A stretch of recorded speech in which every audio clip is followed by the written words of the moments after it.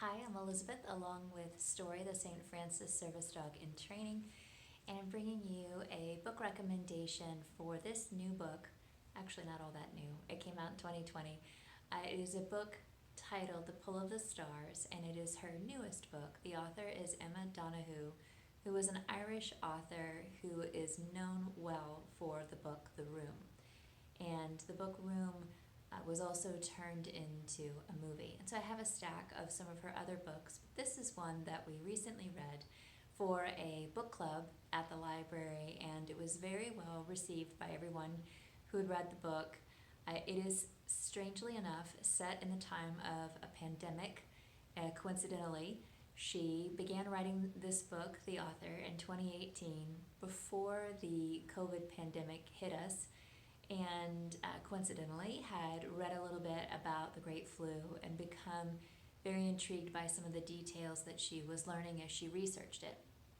And so this book is about the Great Flu of 1918 and set in Ireland, and more specifically, it's set in a Dublin maternity ward, because the author, as she was reading about the flu, learned more about how the flu impacted pregnant women and women who had recently given birth, how incredibly vulnerable they were and their babies were to this flu.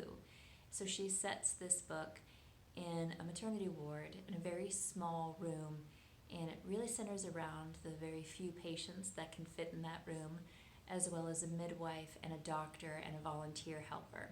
So a small cast of characters, a very specific type of patient, but this book says so much about gender and inequality and poverty and so many other things that were going on during the time, the setting of this book. The book club, as I said, who read it, really enjoyed it. All the comments about it were positive, except that it was, of course, in parts difficult to read. Some of the procedural bits of what was done to these women is a bit tough to read. And I just watched an interview of Emma Donoghue talk about doing some research on this time period, and she consulted a 1918 publication of a book called Practical Obstetrics, and this was a medical manual at the time. And she also had her mother's diaries. Her mother, who was the mother of 8 in Ireland, in Dublin, had diaries that she'd kept. And so while the diaries weren't for medical purposes, they were a help to her in thinking about women during that time period and the pressure to have children, whether or not there was good financial care for those children or for medical needs, and no matter how many children they'd already had. So I thought that was interesting that she used that personal piece of information, the diaries that her mom had left to her. So anyway, I don't know if this appeals to you. It might sound incredibly heavy and not at all what you want to read at the holidays, but it's very well done. It's very intriguing.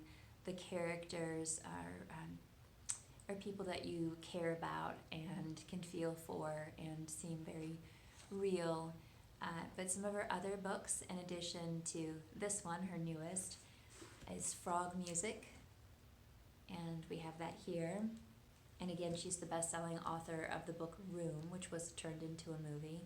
Another book that she's written is The Wonder, and another one is Astray. So that's just a small assortment of some of the books that we have by Emma Donoghue. If you're in the mood for a wonderful Irish author, we do have her books here at the Radford Public Library.